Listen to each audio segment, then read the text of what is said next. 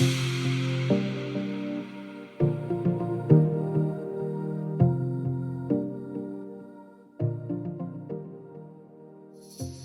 have a very confused policy landscape from government with some good funding out there if you happen to fall into certain boxes. Can you give us a brief overview of what the legislation is at the moment, what we're trying to aim for, and where the funding is so that we can help people make the transition? Yeah, happy to. So the interesting thing around the announcement, probably about 6 weeks ago now, I think it was, where Rishi Sunak proudly said we're going to postpone the ban on petrol and diesel vehicles from 2030 to 2035. The day that happened, my colleagues and my phone was basically ringing off the hook, mostly from local government officers who we've been working with on various policies, basically saying, what does this mean? Does this mean we need to revisit all of our strategies? Does this mean all our plans to install infrastructure are all kaput and we need to start again? And the short answer we were giving to everybody was no. It makes no difference whatsoever. And the reason for that is that whilst the rhetoric and the language that's being used by prominent politicians is becoming very much almost anti-net zero, the actual regulatory mechanisms and the funding, as John was saying, that have been coming in are quite ambitious and pragmatic, even on a global scale. Some of the regulations that are being put in place and have been put in place over the last few weeks are world-leading, and that's not exaggeration, genuinely world-leading. And principal among them is the ZEV mandate, which was passed, I believe, or is in the process of being passed. I think it was passed two or 3 days ago. It wasn't long ago. And that basically is a legal guarantee that by 2035, all new light vans and cars will have to be zero emission, whether it's electric or whether it's hydrogen. And that is, at this point in time, the government's single biggest carbon cutting policy. So this isn't, as much as on the face of it, it seems like we have a government that are rolling back and kind of giving up on this. Actually, in the quiet, we're sort of passing regulations and policies that are really pushing this forwards. But we have this policy mismatch where we've got manufacturers who are being legally targeted to achieve something, and we've got consumers and fleets who are broadly saying, well, I've got longer to make the transition, or, we'll see. And I'm not sure yet how many are. I think there's another dynamic, John, that comes into that, and that is the scope reporting. Yes. So I've had 3 conversations in the last week alone where, particularly through supply chain and the scope 3, your larger organisations are now requiring those supply chain companies to provide carbon reporting and carbon action plans. So there's 3 scopes that are current. I mean, there's more than 3, but the 3 that are in fact, so scope 1 is your direct emissions from your own transport. Scope 2 is effectively your other energy acquisitions for perhaps buildings and that kind of stuff. Scope 3 is your upstream and downstream supply chain. Yeah. So, just in case. Absolutely. But that's what will start to affect, Richard, like which customers choose. It's already happening. So I know of a very large 3PL, I won't name them, who have 10,000 suppliers in their upstream and downstream. And I was speaking to their head of sustainability at Logistics UK the other week, and they are next time out to tender. That will be mandated unless they can provide the carbon footprint of their existing with an action plan for reduction. Now that doesn't mean it's switched to EV, it's a reduction plan of carbon, and that's an important distinction. Then they won't be partaking as a supplier going forward. There's others that are more collaborative with their supply chain, but it's definitely starting to get some teeth. What else is going on in the marketplace? Well, one thing I'd just quickly add on the vehicle side of things, and it's something that is kind of developing in front of our eyes, is the emergence of China as a serious player, particularly in the light vehicle market. And that's not something that's happened quickly, as much as it kind of feels like it's just they're popped out of nowhere and all of a sudden they're bringing ridiculously good value, well, comparatively at least, good value electric vehicles to market. That is the result of China having an industrial strategy that was 25 years in the making, where they looked at battery electric vehicles as their opportunity to basically revolutionise the global automotive industry. So not only have they developed an insane capability with batteries that trumps anything in the world, but they're now producing vehicles that are fit for purpose in a global market and undercutting a look at things like the MG4, which on the face of it seems like a British vehicle, but it's a Chinese vehicle. If you look at things like the MG4, it's undercutting the European and traditional American car manufacturers by almost 30-40% on a like-for-like basis. And that, to me, if there's anything that will pressure existing manufacturers to reduce their costs, it will be the pressure that comes from Chinese manufacturers and to an extent Tesla as well. In terms of the wider legislation and policy activity that's going on, I'll talk briefly about the funding that's being made available, some of which is quite well publicised and some of which kind of goes below the radar. The really well publicised ones are the much belated Rapid Charging Fund, which is intended to install grid connections for charging infrastructure at motorway service areas. That was announced, I think, almost 4 years ago now, and we're still kind of waiting for it, which I think many people in the industry are becoming increasingly frustrated about. But we did have an announcement yesterday, I believe, that a £70 million pilot fund will be opened for that. So it's heading in the right direction, albeit quite slowly. Alongside that, we have the local EV infrastructure fund, which is something that my colleagues and I at Cenex are involved in the delivery of, which is a £450 million pot of funding to help local authorities install local charging infrastructure networks. And the really interesting thing about this in the context of fleets, and it's not necessarily good news, is you've got local authorities who are designing local EV charging infrastructure networks and are being given the funding to resource that and are being given funding, capital funding, to actually make the installations. But what isn't really happening is that the needs of local fleets, I don't think, are being adequately reflected in some of those plans. And this is coming from an organisation that are actually working with local authorities to try and provide some of this advice and guidance. It is a very, very difficult thing for a local authority to do, to engage with potentially hundreds, in some cases larger local authorities, potentially thousands of local business fleets to understand what their needs are. And what's really needed for local authorities is for the fleets to actually go to them and say, we need this, we need X, Y, and Z. And to do that in a constructive format, I think it's missing at the moment at a local level, and something that I definitely recommend those around the table, whether you're in a local authority or operate a fleet at a local level, get sort of around the table now before that massive pot of funding is spent. Which comes first? Chicken or egg? Charger, vehicle, strategy? Do they all come at the same time? What's your view? Private commercial fleets that will construct a business case. They'll do something that makes financial sense. That's the whole point of being in a business. So what they'll do is they'll create a business case for an operation. And in this case, if we're talking about reducing your carbon footprint for your vehicles, particularly if your regulatory body, so your Ofgems, your Ofwats, your TFLs, etc., are saying, if you want to continue to earn money out of us, you must operate a zero-emission fleet. Well, then, okay. Like, there is no, well, what if? No, you have to do it. It's there or there. So, customer I gave you the example for in London were awarded the contract within the M25 boundary, but the condition was you must operate an electric vehicle fleet. So they had to. So they made the business case. They were obviously attended on the basis that they were going to have to operate that fleet.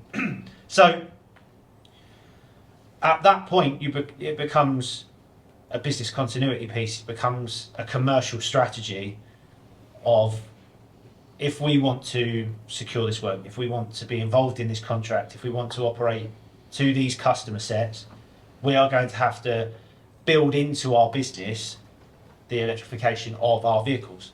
And that tends to be where it starts for us. Now, that's a real difference, as I say, from sort of toe dipping exercise that we saw 10 years ago. Everything almost comes at once. It's just, there's always a factor that lights the blue touch paper, in my opinion. There's always, it's whether it's legislative, whether it's a requirement, whether it's commercial, whatever it is, there's always a reason for starting that conversation. And the starting point, because for Stephen, Colin, Mags, the starting point is there's a need to do it. Mm-hmm. So they've reached that point where they recognise there's a need to do it. Yeah.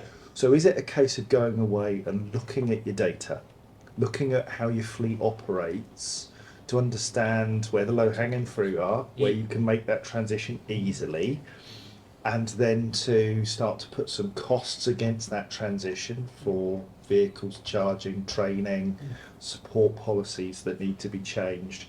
Is it that building that strategy first, and at the same time starting to have conversations with charge point manufacturers and installers like you to get the charging infrastructure in the ground, as well as leasing companies or suppliers of Yeah. vehicles? Is it a sort of simultaneous activity? I think it has to be. It has to be joined up thinking. A bit like, as again, anything that you're looking at to do as a business in terms of a strategy, there's no point looking at one single piece of the pie to then look at the others, like, consequently, which ultimately might mean that you get a bit of sort of disjointed look of what you're actually doing. You And you have to map out your landlords yeah, and how kind they are, and then map out your vehicle distances against manufacturers' distances, and Yeah. then have a plan of, we've got a plan of ones that we can do first and ones that we can do fifth, if you like.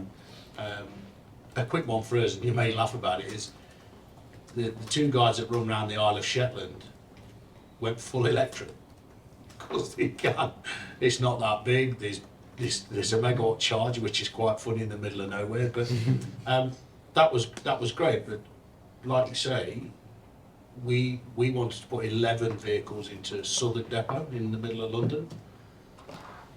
But TfL owned the land and wouldn't let us put electrification in. Can I ask you as well, John? Yes. Which me and Chris were like, not surprised, mate. But so to get around that, it's you've got to do your planning. You've got to, and I go back to Whitehaven again. Whitehaven, we did it. We looked at the distances they travelled to Sellafield every day. We looked at the council around there who had put really good infrastructure in, and they got megawatts. So they, Whitehaven, where is it? Well, just a place that glows green in the northwest. Do you know what I mean? But yeah, that depot's got an electric truck and an electric van. Chicken and egg question, John, really. We've all got the best intentions to make sure we've got the right infrastructure for the right vehicle. So Ben and I were sitting pretty 3 years ago. We had a dozen chargers, DC and AC, and half a dozen electric vehicles. Absolutely fine. Suddenly, the market was a little bit difficult getting the infrastructure in, COVID and all that. Vehicles were still coming in quite slowly, but suddenly we've got more electric vehicles and chargers. Suddenly we've got a bit of a problem. So we're waiting for a new substation to be built. We're shunting vehicles around now. It's difficult, it's awkward. Now, we're at the other point now where we've got more chargers than electric vehicles at our main depot. But now we've got a new substation and we'll just roll them chargers out as vehicles come in. But anyone who thinks they're getting it wrong because it's not completely in tandem, don't worry, don't worry. York City Council had £4 million of electric vehicles sitting in the field because they haven't got any infrastructure. It doesn't matter. They're all planning. There was a plan to have that infrastructure installed. So actually, I'll quite happily have some vehicles sitting in the yard, not being used, because we know the infrastructure's en route. So all I'm saying is, it's impossible to get it to work in tandem. And when we started as well our journey 4 years ago, we didn't have Alan's support or anyone else's. We had to do it all ourselves. Yeah. Now there's that whole turnkey solution. So if Colin and Mags are starting again now, they can go to Alan or Jacob and get that complete solution from start to finish, where we didn't have that option. And I'm glad we didn't, because we learnt the hard way. Yeah. And I'm glad, and that's why we're here today sharing this best practice. But My sort of counsel for anyone would be to be led by the data and what's actually happening. I'll give you a real world example that's actually happened. Our side, North London, Enfield, 30 or so vans. And then ahead we installed all the sockets. We got the quote for the grid upgrade, £250,000. We're asking for 200 kVA. Okay, well, that's a problem for us. Then we went away, did a bit of work. All our vehicles come back to the site. They dwell for 12 hours a day. We don't need that much power. Put in a request for much lower. Reduce the cost by 75%. Yeah.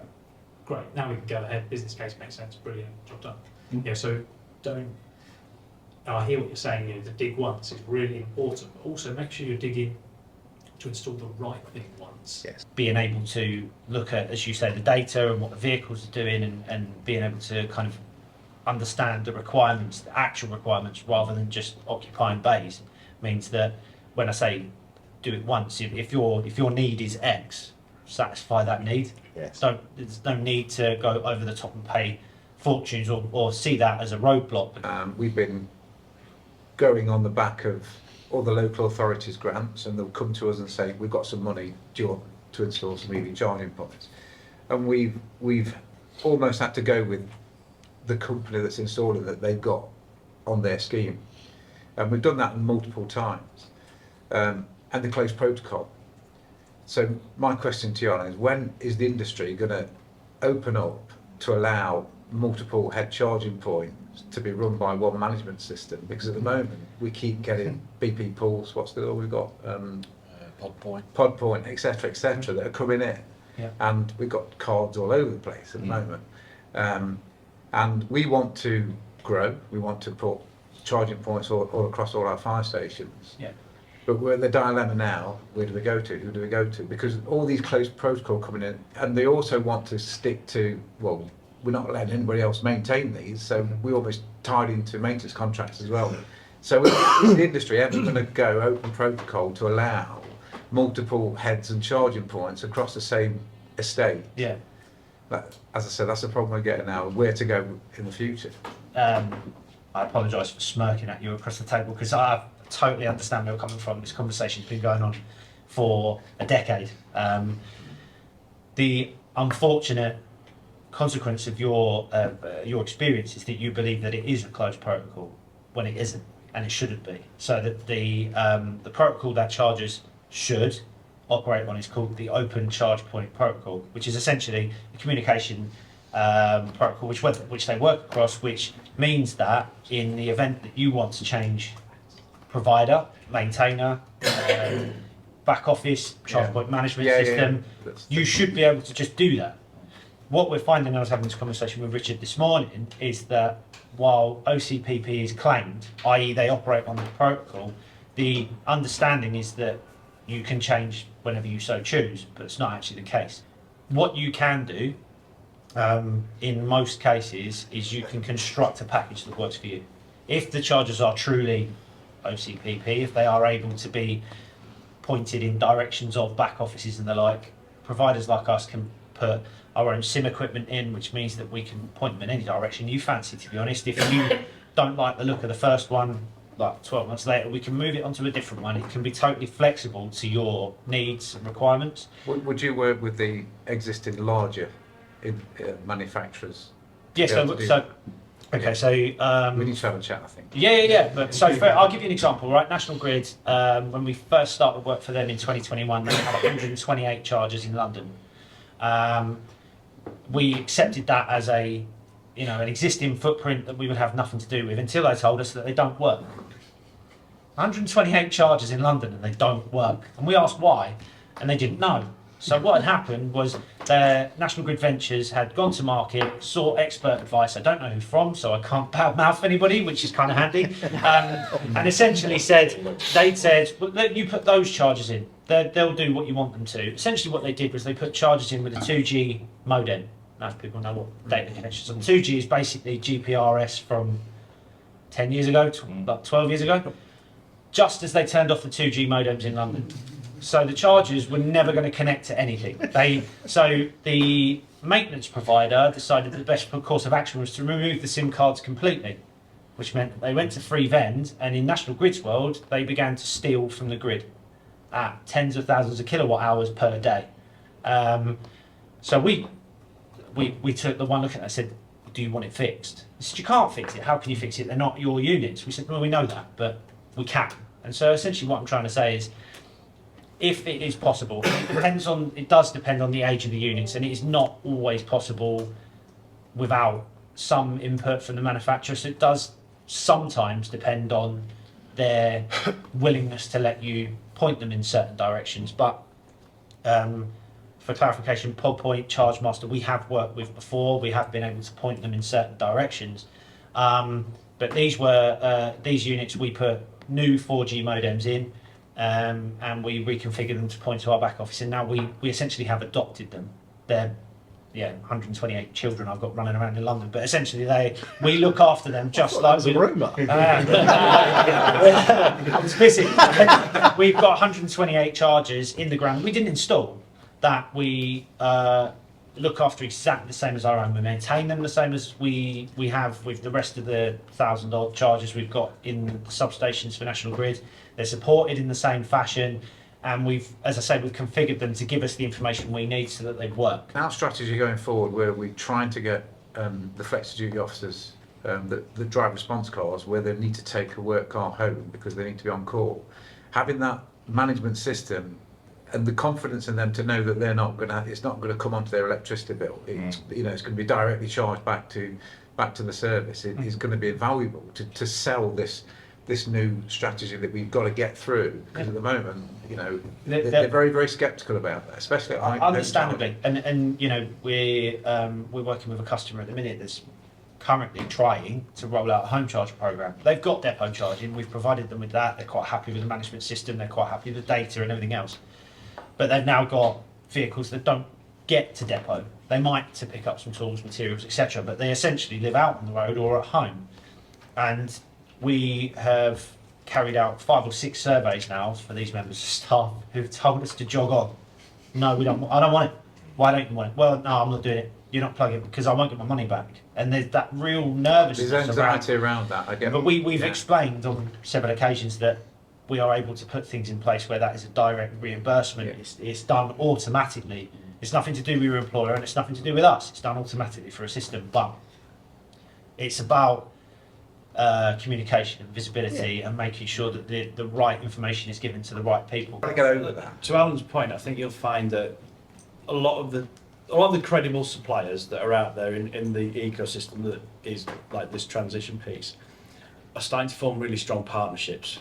So actually, no matter who is first through the door, the whole entirety, end to end of the requirement is much more easily put together for the end user.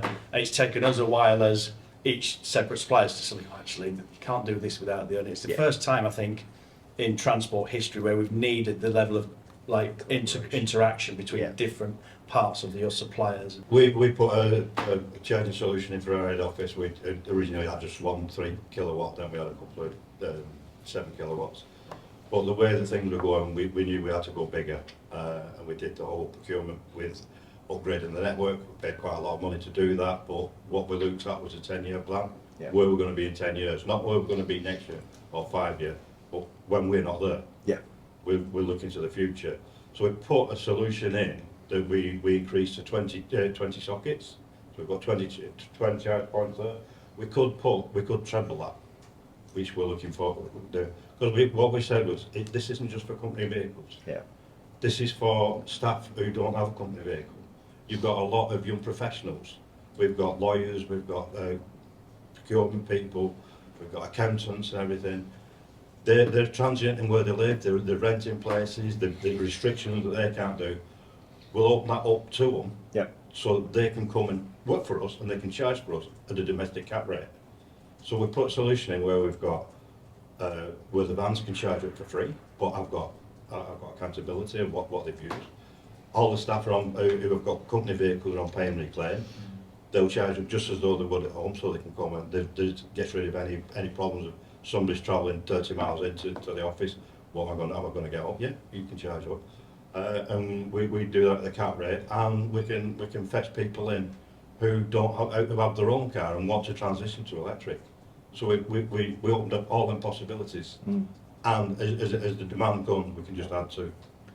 So I guess to round this up, what we're saying is that if you can think about it and you can put it into a strategy because it works for your business, getting the solutions that you need, it's possible. It can be done. What Alan's saying is that you can use, despite what you've been told, you can use software to make your systems work the way you need them to work for your business.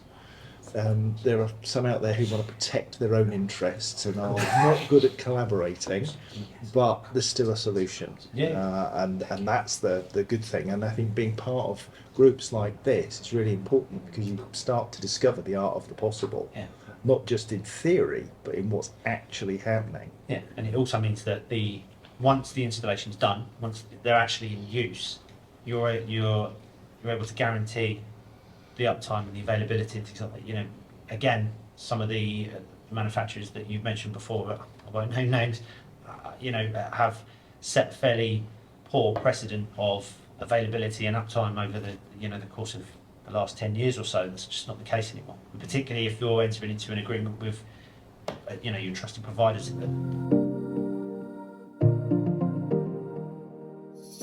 For for local authorities as well, I'd also like to highlight, and we have run this through Oxford, so we've had it validated that it's useful. The AFP, again, I'll say, we, through an organisation called Field Dynamics, ourselves, Lightfoot and Geotab have all provided anonymised dwell data for LCVs. I know we're talking, aren't we, as well, from Senex and the AFP about bringing some even more data in and everything else.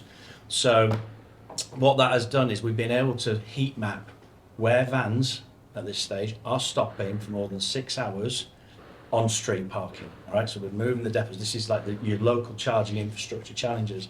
For local authorities, that is accessible for free. Okay, it's a window where you can approach the AFP, start looking at that data, and for your Northampton area, it will show where vans are stopping and how many are stopping in particular areas for a length of time where it would be suitable for charging infrastructure to be provided to address the problem. So it's kind of bringing to the surface where anecdotally in your own authorities you will know where people are stopping, but this brings the data facts to the surface. Yeah. So again, that's getting hold of it and knowing where to look.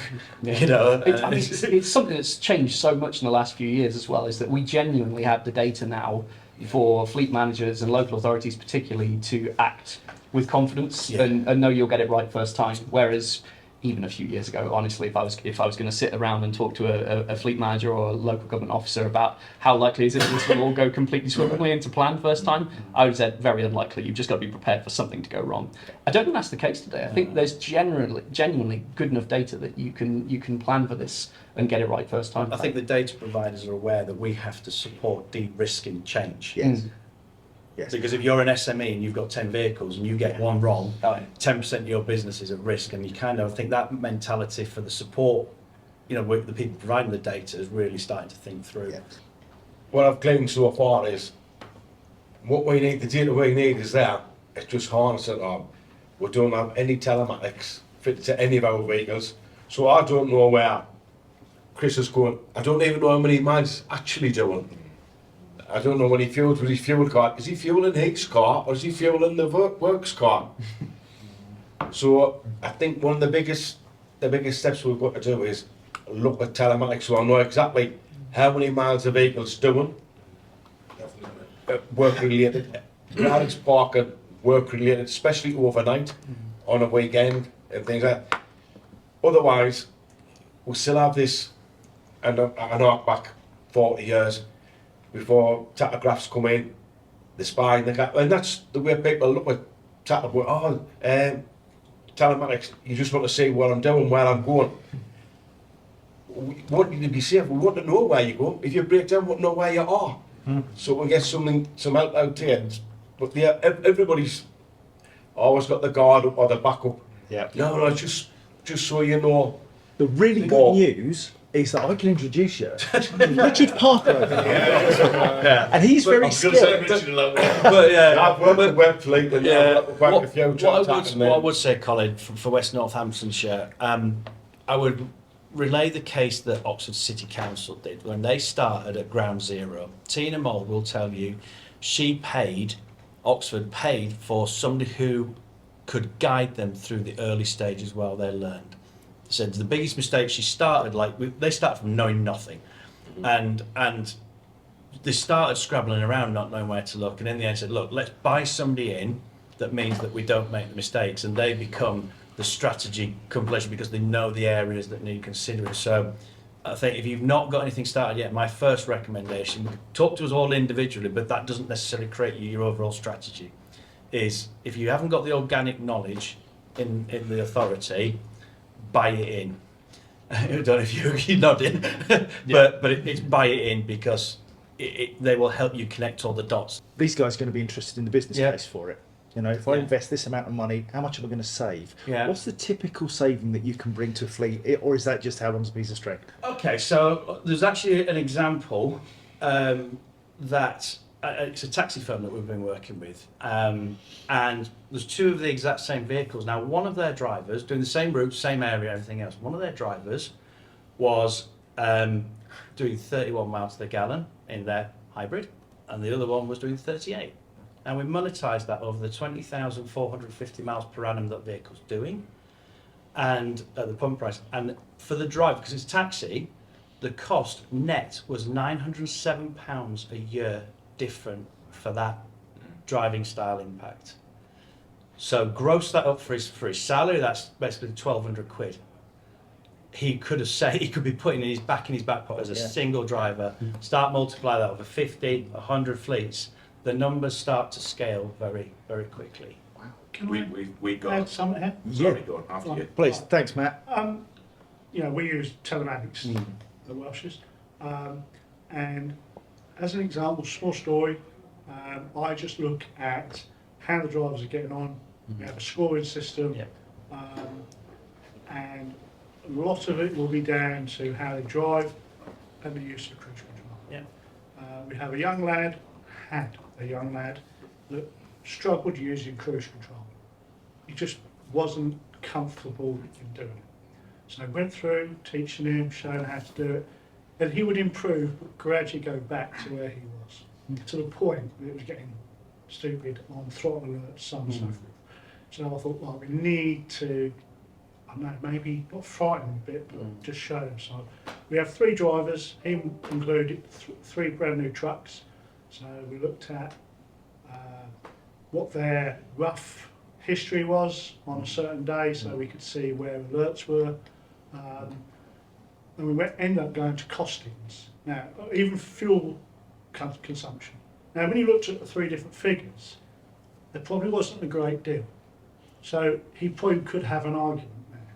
But when he looked at costings,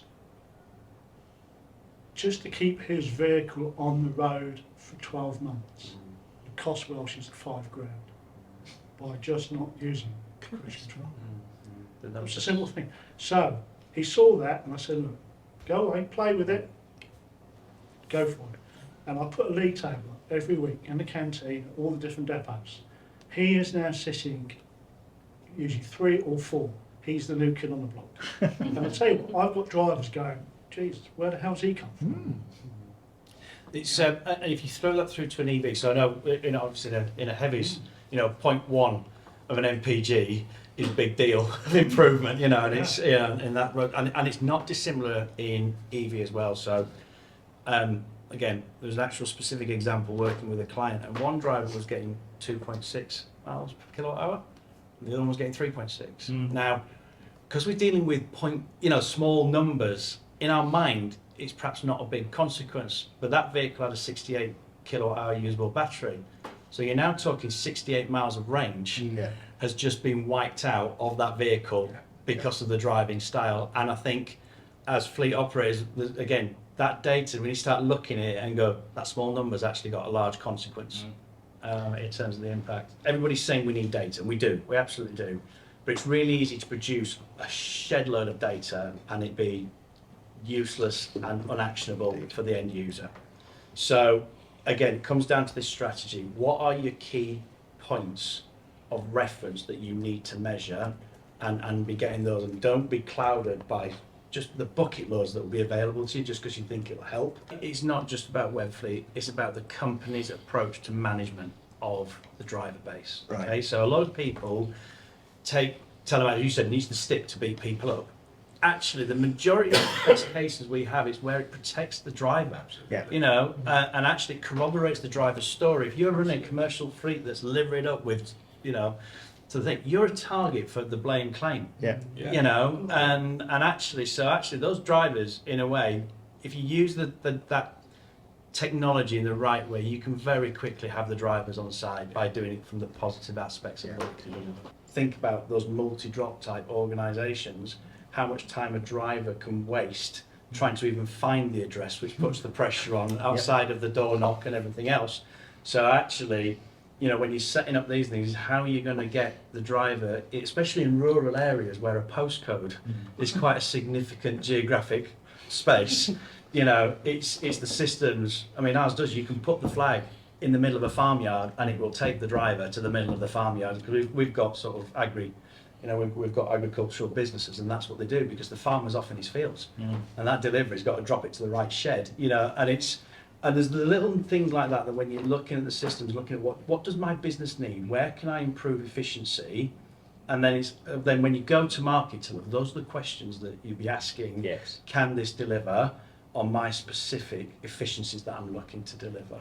But sorry, I was just going to say that's where WebFleet helps, because we can have, and as manager, I say to the driver, we can have all the systems in the world that I could say that route should take you 7 hours, and then look at it and laugh, and it's like, yeah, I'm sat in a cosy office, you're out on Exmore, or sort of looking for it. But WebFleet or a tracking of some sort, it's not about nitpicking again. It's about going, right, I've now got real life data there, and then we can discuss it with the driver as well. Like, so drivers, as you will know, will get it in their head that they know the best way. They know the best way to a drop, and it's like, I'll ignore the sat nav, I'll ignore Google, I know the way. And then actually looking at the trackers and stuff, you can sort of compare it. A lot of like commercial fleets in the past we've talked about, you know, when I was in the leasing game, well, what's your fleet look like? Well, I do 20,000 miles a year, my average payload is, my average this, my average that. And you can't do that now. You've got to be at a vehicle by vehicle level and knowing exactly what it's doing and where it's going, because we come back to that thing we talked about this morning, is risk. How do you de-risk? Yes. Well, if you can get the insight, you can de-risk it. The one thing that nobody's actually touched on, and I think James might be out there, I think he's a bit more familiar with it. How much time do you actually spend analysing any data? Or do you get the hardcore data from WebFleet or Lightfoot or TrueTap, all these different telematic companies, and you just take out the bad drivers? An hour a week. Is We'll what see you it. probably say. And then that Whether you manager- want to say 4 hours, 4 hours a Yeah. week, 8 hours a week, 2 hours a day, I don't know. I reckon a manager spends an hour a week, Yeah. and then if a manager follows it up and deals with it, If you That's want to an be hour. silly, So and you nitpick spend an into hour, everything, and you spend an hour. easy, yeah, that's fine. It's there on the Well, plate. a couple of hours of couple management of time, hours a week, time. 300 drivers. If it's all green, everyone's happy. I'm off. That's as simple as I'm off for lunch. traffic. Obviously, when the flags up red, there's a Yeah, bit then more I'm work. like, oh, Yeah. here we go. Yeah. But you can catch it straight away. That's the key, because I know that if any of my drivers, I'll go on it tomorrow, and one is red, I'm straight on the phone. That something's gone wrong somewhere. Instead of weeks of just, oh, it keeps knocking the van. What's going on here and stuff like that. You know, whereas, yeah, with that straight away, you know, there's a problem. Right. You can deal with it straight away, and then it's done. Next day's green. Move on. Doing the right thing is always the right thing. It might not be easy, but it's always right. Thank you for bringing all of your experience to the table and your open approach to this, with an open mind and a willingness to share and learn. Thank you ever so much. I've really enjoyed today.